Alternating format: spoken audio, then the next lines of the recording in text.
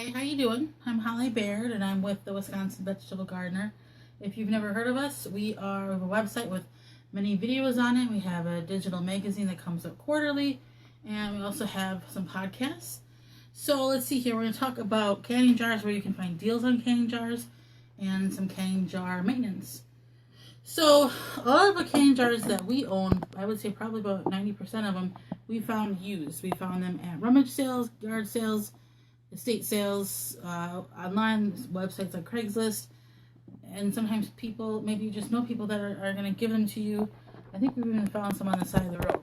Now, since canning is becoming more popular, you might not be able to find them as much, but if you think about who in your life might have canned at one time, you could always ask them, maybe a grandparent or aunts, uncle, whatever, people you go to church with, people you know from work, school, whatever. You never know. It's a good talking point, and somebody might have a basement full of canning jars just waiting for you. So that's one thing you want to think about, is resources of where you can find them used. Now, if you can't find them used, you can find them new I've always found the best deals at places like farm supply stores, and then even the grocery store. Sometimes you'll find deals in like August, September. They'll have discounts at the hardware store. I know our hardware store carries them. I'm not talking about a big box store. I'm talking about like a local, smaller hardware store where it's usually kind of family-owned type situation. So you can find all types. This is a pint jar, but you might not think it is because it's not like this. So there's different types of jars. This is a wide mouth. This is a regular mouth. So that's kind of where you can find your canning jars. Sometimes there's deals online too, so you can always look around. I've seen them at big box stores too, but the price tends to be a little bit higher. I prefer to go with Ball or Kerr. I know that some of these, there's some off-brand stuff. I don't know anything about those jars. I just stick with these. And then you'll find some that are, if you find them used, you'll find ones that are kind of fun, different. Like this one, I'm sure you could probably find this, but we have just a bunch of these older, they're kind of more freezer jars. We found ones that have like bicentennial stuff printed on them. Even blue ones from back in the day, you know, right here. Some of them we actually have, the blue ones are from my husband Joey's great-grandparents. So that's kind of cool. We don't can those, but yeah. You also want to talk about when you go to a yard sale, just don't buy 2 or 3. If you see a whole bunch, you're going to get a far better deal. Right. Okay. So yeah. So if you go to a yard sale, don't buy 2 or 3. I would make an offer. If you see a whole bunch, a whole box, you'll use them for something. Even if you don't use them for canning, you can use them for dry storage. You can drink out of them. We drink out of ones like this all the time. They're a little dusty because we live in a really old house, so that's what happens. But and we clean them. We clean them before we use them. Before we can them again. I mean, obviously we clean them once we use them, once we empty them. Anyway, so, and another thing is, when you get the labels, these were supposed to be canning labels, but didn't come off too easily. Anyway, there's ways you can get that off. Why do you store them with the rings on? Okay, so we're going to talk about maintenance now. We store them, our canning jars, with the rings on them. For one, I probably wouldn't use this ring because it's rusty, but it helps protect them. Canning jars get chips and like little divots, and this one doesn't have it, but you can always feel it. You know, you take your finger, you'll feel it if it has a little divot, and this way that protects them from that, especially if you stack them. So that's one reason why we store them with the rings on. And then like this one, since this is a good ring, then we have our rings ready to go when it's time to can. Let's see here. If you don't store them with the rings on, you want to just always check them. I mean, always check them anyway, because if you have a divot in your glass, in the lid or the rim, then you're not going to get a proper seal at the time of canning. This needs to. Canning creates a vacuum seal, and that's why it stores the food. So you want that. You want the seal to get proper contact with the rim so that you can have proper storage and proper, shelf life. So that's that. Joey made me this thing here that stores my pectin, my lids, and then I got these lids and rings. And then what I always do, as we get closer to summer, the first thing we usually can is probably strawberries. So as we get to that point, I usually check to see what lids I have, what lids I might need, especially if we're making jam. Then we'll use, the half pints. A big question a lot of people have that's new to canning: what's pectin? Is it a poison? Do I need it? Is it organic? Is it safe? What is pectin? So pectin is natural. It's a material that's going to make your jams and jellies set up. It's crucial for that, especially if you want, unless you like runny jam. This is pectin. Comes in a box like this. There's different kinds. There's liquid, there's powder. Your recipe will tell you how much to use. Is one better than the other, liquid or the powder? Is it personal preference? Or is it based on the recipe? It's based on the recipe. This is for full sugar recipes. I don't really use a lot of this. I think this is probably expired too. Yeah, it is. So don't use it. Don't use it. Okay. If your pectin is expired, don't use it. But it's all natural. Pectin is a natural thing that occurs in apples and oranges. It's like, I think they get it from the inside of the skins. So it's natural. It's not going to hurt you. It's not a chemical. It's what occurs inside your fruit, and it helps set up your jam and jelly. If you don't use it right or properly, your jam or jelly will not set up, and then you'll have like syrup. It's a process. Another thing that's good to know is when you're making jam or jelly, try not to double the recipe, because that could mess up your setting too. What is that? Strawberry jam. Okay, so this is some strawberry jam here we made from strawberries we picked.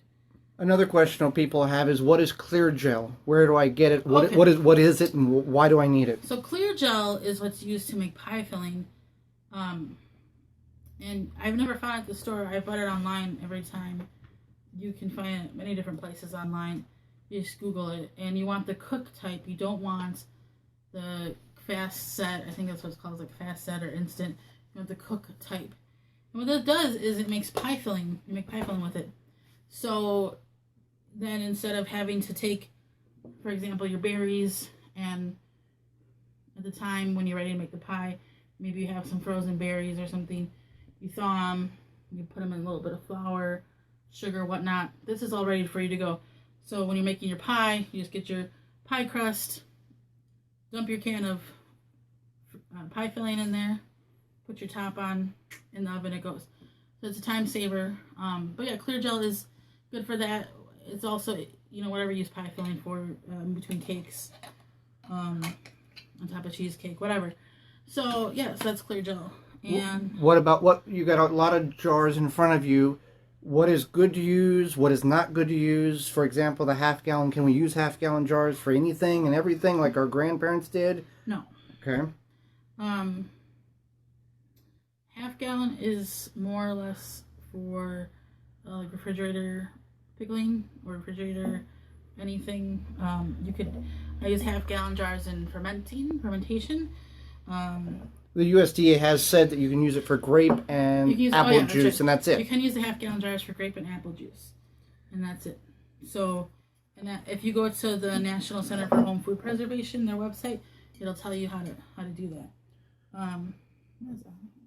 So, what other items could you? What's recommended? Okay, let's go through real quick here. So that's your half-gallon jar. Now, then we'll go to the quart jars, which is half of a half-gallon. These are good for tomatoes, pasta sauce. If you are a heavy salsa eater, you could make a larger batch of salsa in there. Whole fruits, so like strawberries, peaches, pears, apples, anything like that. Applesauce. If you don't eat a lot of applesauce, I would recommend a pint. But here we go. Joey brought down some peaches and some pears.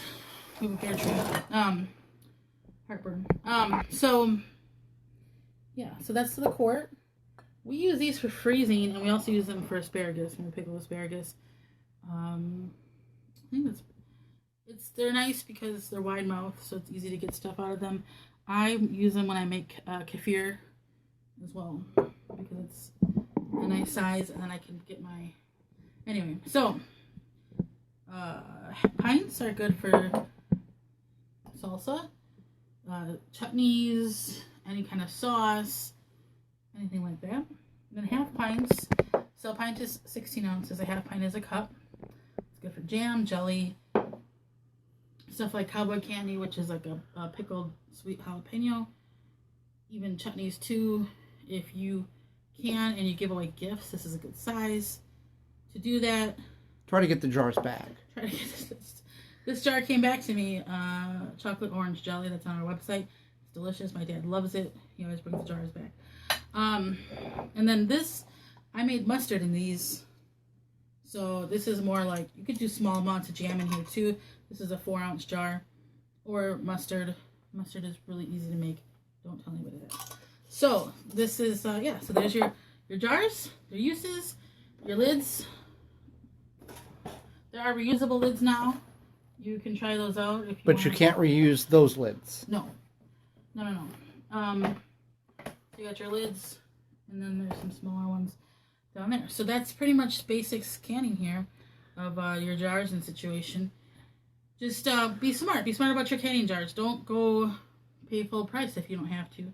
Get a deal. Where's the best place once we have food already in them? What's the best place to store them? Okay, so if you want to store them, you want to take your rings off, as you can see. Why are we taking rings off? I wasn't going to explain Okay, that. all right. I just want to make sure we cover this. So you take your rings off when you store the food. So that, say like this gets a little crazy and it pops open or some science happens in there. If you have the ring on, then it may reseal itself, and that's not good. Or the jar may explode. So I would rather have the lid pop off than the jar explode. You want to store them away from direct sunlight. You want to store them in room temperature-ish area or cooler. Obviously not a freezer, because then you would just freeze your stuff. But some people, if you live in an apartment, store them under their bed, in a pantry. We live in an old farmhouse, and we have a china cabinet. Is that a china cabinet? I don't know. Whatever, we're gonna use it for china. And so we store it in there, and it has clear doors on it, and we just took some paper because we have a east-west facing window. And so we took some paper and we put it over it so that the sun doesn't get to the jars, the food jars. How long, once we make this, how long is it safe to keep jarred up before you decide, maybe I shouldn't eat this? Sure. So the recommendation is 1 year. Now, it doesn't mean that, like, if you can it on June 1st and then 2016, doesn't mean June 1st, 2017, your jar is going to explode and it's going to be bad. But within a couple of years is when you want to eat the food. You can kind of, if you went to somebody's basement, maybe you're like cleaning out your grandma's house and she's got jars from like the 90s or something, definitely even like the early 2000s, I wouldn't try that. But the jars would still be good. The jars are still good. Yeah, use the jars by all means. But this, the stuff in it, at max, I want to do more than like 2 or 3 years. But you want, for freshness, quality, and the best safety, 1 year is best. So to keep that in mind. You also, if you have any questions and you can ask them on our website. You can ask them on Twitter, at the WisconsinVegetableGardener.com. You can follow us on here. Feel free to subscribe. You can follow us on our website, Twitter, whatever. So if you go to WisconsinVegetableGardener.com, you can see us and check us out. If you have any questions, I'm more than happy to answer them for you. I've taken a number of canning classes. I've won a number of awards for canning. I am not, by all means, a master canner or anything, but I'm more than happy to help you out.